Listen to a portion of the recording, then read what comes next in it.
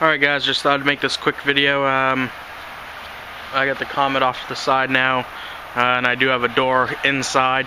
I got the bottom cut out of the door and tried bending some metal. I've made a couple videos, I just didn't bother posting them. I'll post this one for you guys. I'm going to have to come up with some kind of metal brake to bend the bottom of the doors. I think if I had a metal brake I could do it pretty easily. Be able to make the doors pretty easy. But it's about 6:30 a.m. It's cold this morning, maybe 22. But you guys can't see it, I don't think. It's pretty dark still. But I ended up picking up this expedition. I talked the guy way down. When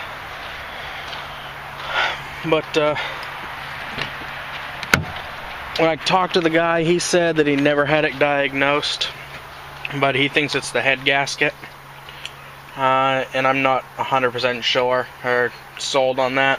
Could be wrong. Like I said, I'm not a mechanic by any means. I've been reading a lot of forums and everything. So, it's got not a new battery in it, but it's on the charger, so it's charged completely. And when I try to start it, it's got gas. I think it's got just a little over a quarter of a tank of gas. But when I try to start it, it kind of sounds like it wants to start, like it'll be cranking over, and then it'll sputter for a few seconds, then it'll just keep cranking and not start, obviously. So I'm thinking it's not getting spark, just because it doesn't even start if I put some starter fluid in the intake. So obviously it's, I would say, not sparking, because even if it run for a few seconds, then I'd be able to check that off, that, you know, at least it has spark. But I'm gonna try to show you guys here what it does. I don't know what it's gonna do. Like I said, first time this morning, just got home from work. I thought I'd make this quick video for you guys. Maybe somebody can help me out. So we'll go ahead and turn it over a few times. It's pretty cold. I don't know what this battery is going to do. It's not new, but it was charged. So hopefully you guys can hear it.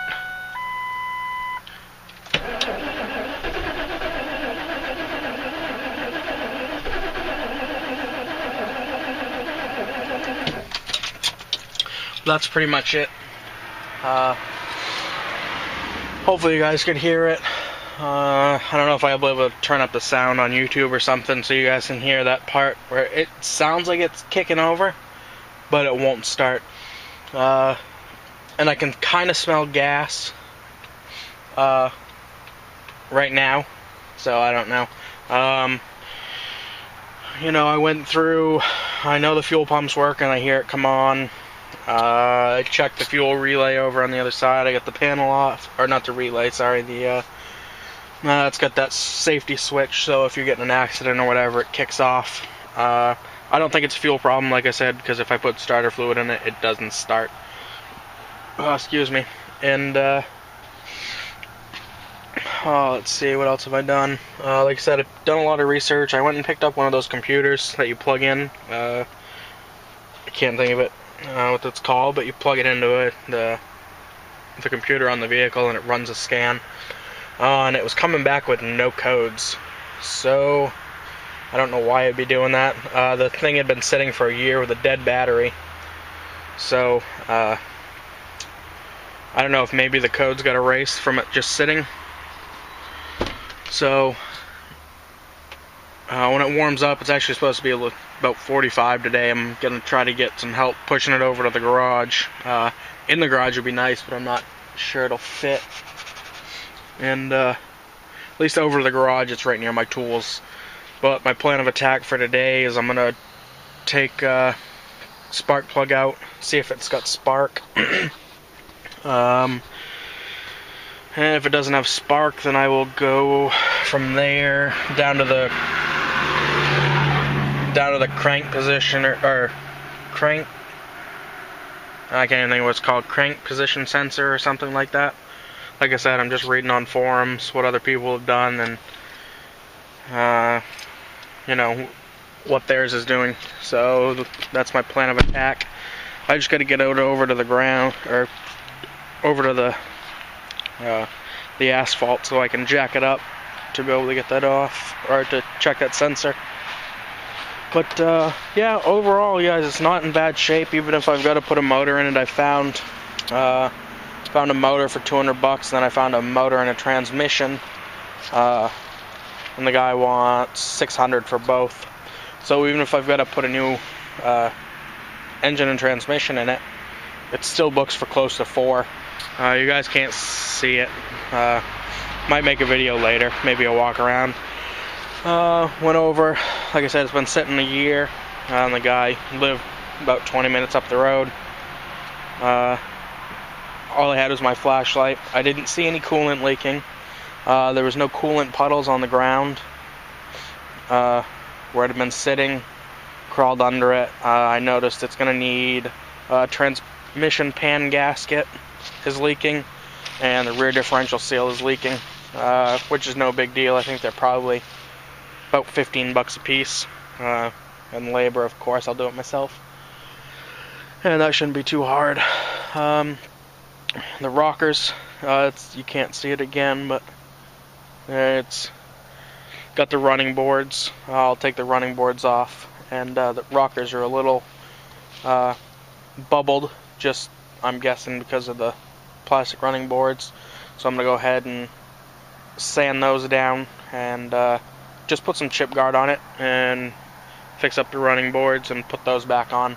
Never be able to tell. Don't really care what it looks like, to be honest with you. You're not going to see it. Wheel wells all felt good when I was, poking around. It's a 98 Expedition. It's got 136,000 on it. Leather seats. It's the Eddie Bauer edition, I think. Yeah, Eddie Bauer edition. Tires will pass this inspection, but I'll need tires for my next one next year.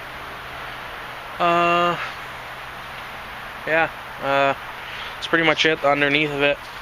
I'd like to go get it coated with something if I don't do it myself. Make it last a little bit longer. I only paid $500 for it, and if I can put, if I buy that engine and transmission for $600, and I've, got that into it, plus I put a new fuel pump, or not a fuel pump, shoot, what did I end up getting? Fuel filter on it, because I wasn't sure. Sitting for a year and everything, I got that on there. If I can get it on the road for $1,500–1,600 plus my time and everything, then I figure I got a pretty good deal. But that's where we're sitting right now. If somebody can leave a comment, I don't know if anybody does mechanic work that watch my videos, but yeah, if you can just tell me what you think. Like I said, I've been reading a lot of forums, and they're saying that sensor on the crank breaks easy, or it just wears out, and I think it's about $30 or something like that. And if that was all, that'd be good, but we'll see what happens. I'll go ahead and post this video up for you guys. It's about 9 minutes long.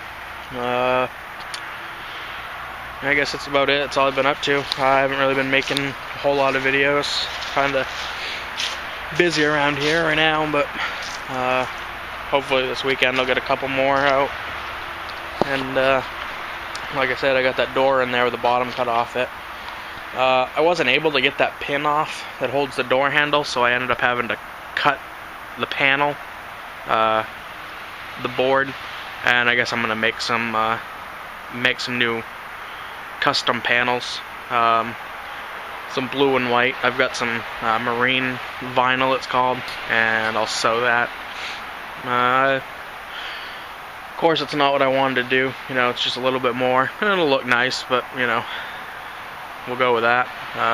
I couldn't get the pin off because the door was so wavy. That panel was wavy from all the moisture and everything, that I wasn't able to push it down and get the pin out. So yeah, that's where we're at with that. Hopefully I can get that Expedition in the garage. I don't know how tall this door is. To be honest with you, it doesn't look like it'll fit, but who knows? Well, maybe, I don't know. we'll see. Alright guys, 10 minutes long. I'm gonna go inside and eat some breakfast, and maybe I'll post another one later. Thanks for watching, thanks for subscribing, and have a good morning.